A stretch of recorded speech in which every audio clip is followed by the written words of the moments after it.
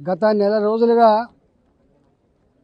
కల్లాలలో రైతులు పడుతున్నటువంటి ఆవేదన దుఃఖాన్ని మా రైతు సంఘం నాయకులు బసవ లక్ష్మీనారాయణ గారు అనేక సందర్భాల్లో అగ్రికల్చర్ మినిస్టర్ గారిని కలిసిండ్రు, అదేవిధంగా సివిల్ సప్లైస్ మినిస్టర్ కలిసిండ్రు, అధికారులను కలిసిండ్రు. అయ్యా మేము బీజేపీ రైతు సంఘానికి సంబంధించిన నాయకులం, మేము ఇన్ని కష్టాలు ఉన్నాయని చెప్పి వారు చెప్తే ఈ ప్రభుత్వానికి చీమ కుట్టినట్లేదు కాబట్టి, స్పందించిన పాపాన పోలేదు కాబట్టి Bharatiya Janata party legislative party నాయకులు మహేశ్వర్ రెడ్డి గారు, అదేవిధంగా మా వెంకటరామరెడ్డి గారు, మా రామారావు పటేల్ గారు, మా ఫైర్మాన్ రాకేష్ రెడ్డి గారు, అదేవిధంగా మా ఎమ్మెల్సీ అంజిరెడ్డి గారు, మా బసవ లక్ష్మీనరసింహ గారు, ఎమ్మెల్సీ మా అన్న కొమరన్నకు సంజయ్ రెడ్డి గారు, అది ప్రదీప్ గారు, అది మాజీ శాసనసభ్యురాలు మా శోభక్క గారు, సంధ్యమ్మ గారు, సునీల్ రెడ్డి గారు, సురేష్ రెడ్డి గారు, శ్రీనివాస్ గారు, గోమాస శ్రీనివాస్ గారు, మా పెద్దపల్లి నాయకులకు, కార్యకర్తలకు, ప్రెస్ మిత్రులకు, రైతులకు, అమ్మాయిలందరూ కూడా పేరు పేరున నమస్కారం. ఈ ప్రభుత్వానికి జ్ఞానం లేదు అనడానికి, ఈ ప్రభుత్వానికి సోయి లేదు అనడానికి ఇవాళ పెద్దపల్లి మార్కెట్లో మహిళా రైతులు మాట్లాడిన మాటలు ఇవాళ ఇక్కడి మంత్రులు విన్నా, ఇక్కడ శాసనసభ్యులు విన్నా సిగ్గుతో తలదించుకోవాలి.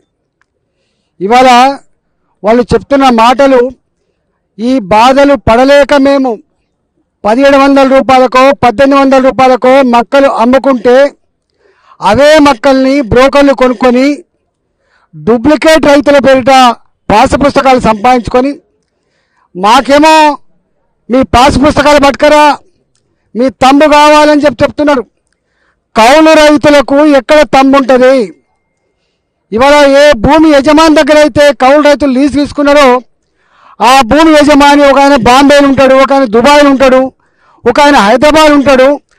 ఆ రైతు వచ్చి భూమికి నువ్వు తమ్ము పెడితేనే ఇవాళ నీకు బస్తాలు వస్తాయి, నీ కాంట వస్తాయి. అంటే ఇంతకంటే బుద్ధి లేనిదనం ఇంకా ఉందా అని చెప్పి అడుగుతా ఉన్నాం. ఇవాళ కౌలు రైతులకి, గతంలో కౌలు రైతులు ఎవరైతే ఉన్నారో ఇవాళ భూమి యజమాని బదులుగా కౌలు రైతుల పేర్లు దాంట్లో పెడితే తమ్ము పెడితే వచ్చేది. కానీ ఇవాళ కౌలు రైతులకు ఆ వెసులుబాటు లేదు. దీన్ని వెంటనే సరిచేయమని చెప్పి ప్రభుత్వాన్ని డిమాండ్ చేస్తున్నాం. నెంబర్ 1.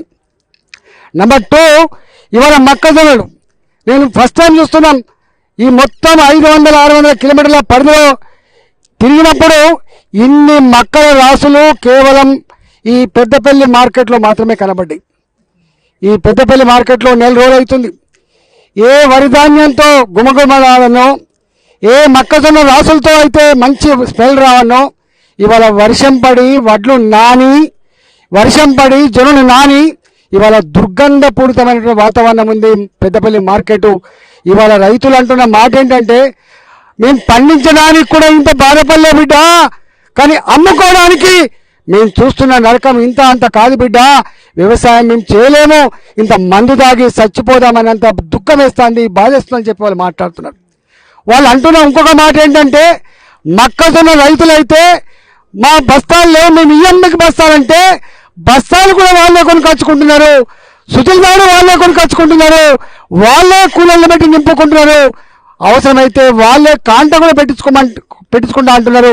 అవసరమైతే ట్రాక్టర్లో మేమే తీసుకుపోయేస్తా అంటున్నా కూడా కనికరం లేదు బిడ్డ. నెల రోజులు అవుతుంది, 40 రోజులు అవుతుంది, ఇవాటికి కూడా ఈ మొక్కజొన్నలో మోక్షం లేదు బిడ్డ అని చెప్పి మాట్లాడుతున్నారు.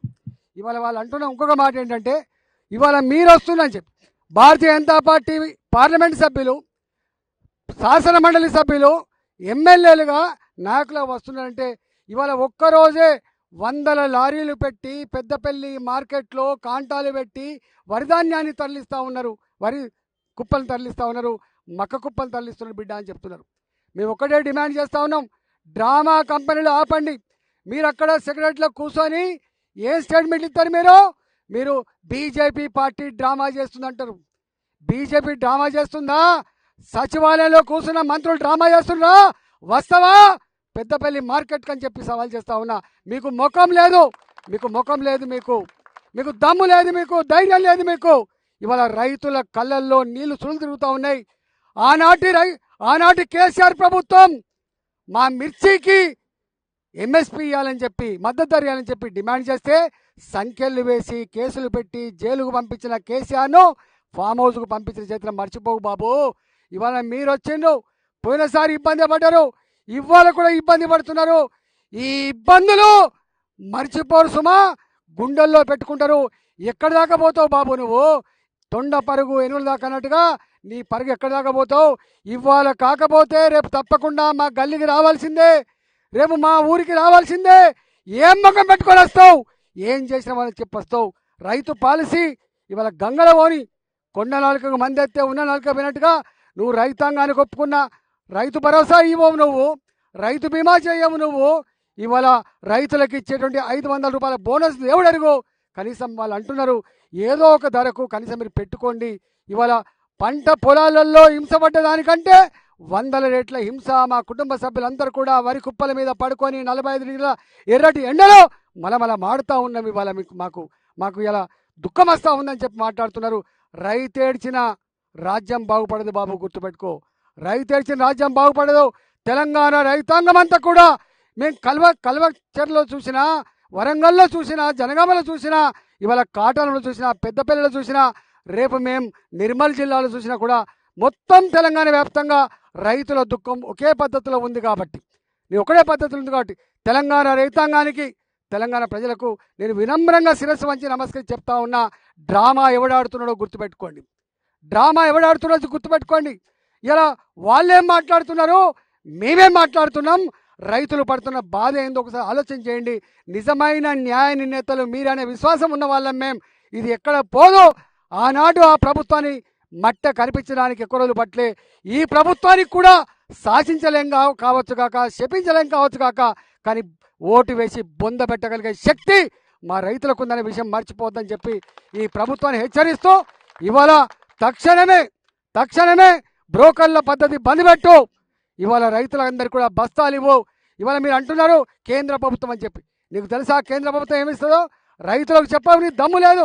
ఇవాళ బస్తాలు ఇచ్చేది కేంద్ర ప్రభుత్వం, బస్తాల పైసలు ఇచ్చేది కేంద్ర ప్రభుత్వం, సుతులకి డబ్బులు ఇచ్చేది కేంద్ర ప్రభుత్వం, దబ్బడానికి పైసలు ఇచ్చేది కేంద్ర ప్రభుత్వం, కాంట పెడితే పైసలు ఇచ్చేది కేంద్ర ప్రభుత్వం, ఇవాళ హమాలీలకు పైసలు ఇచ్చేది కేంద్ర ప్రభుత్వం, ఇక్కడ నుంచి మిల్లుకు పంపిస్తే ట్రాన్స్పోర్ట్ ఛార్జ్ ఇచ్చేది కేంద్ర ప్రభుత్వం, మిల్లింగ్ ఛార్జెస్ ఇచ్చేది కేంద్ర ప్రభుత్వం, ఆ బియ్యం తీసుకుపోయి ఇలా గోడౌన్లు వేస్తే పైసలు ఇచ్చేది కేంద్ర ప్రభుత్వం, ఆ బియ్యాన్ని రూపాయికే పేద ప్రజానికానికి అందించేది కేంద్ర ప్రభుత్వం విషయం మర్చిపోకు బాబు.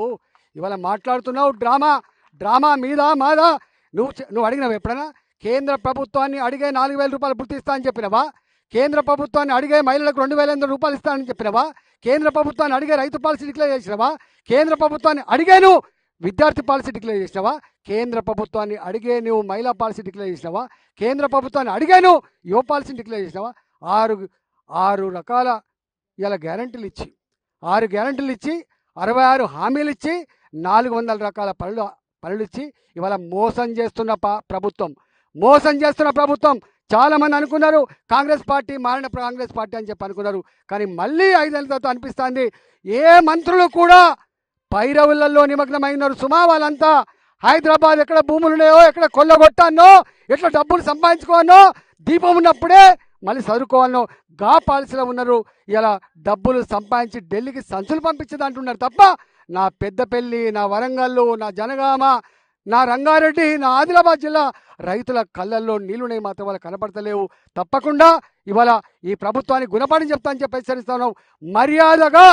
మర్యాదగా ఇవాళ ఇక్కడ ఏ సమస్యలు అయితే ఉన్నాయో ఆ సమస్యలు పరిష్కరించి నెత్తిమీది కాలం వచ్చింది కాబట్టి మళ్ళీ వర్షాలలో తడిచి ఇలా వాసన రాకుండా ఉండాలంటే, మొలకలు ఉండాలంటే, రంగు మారకముందే వాళ్ళు పండించిన రక్తాన్ని చెమటగా మార్చి దేశ ప్రజల కోసం బుక్కడు బువ్వ పెట్టే రైతుల పంటను వెంటనే ఎత్తాలని చెప్పి మేము డిమాండ్ చేయడానికి వచ్చినాం. కాబట్టి తక్షణమే చేస్తారని చెప్పి ఆశిస్తున్నాం.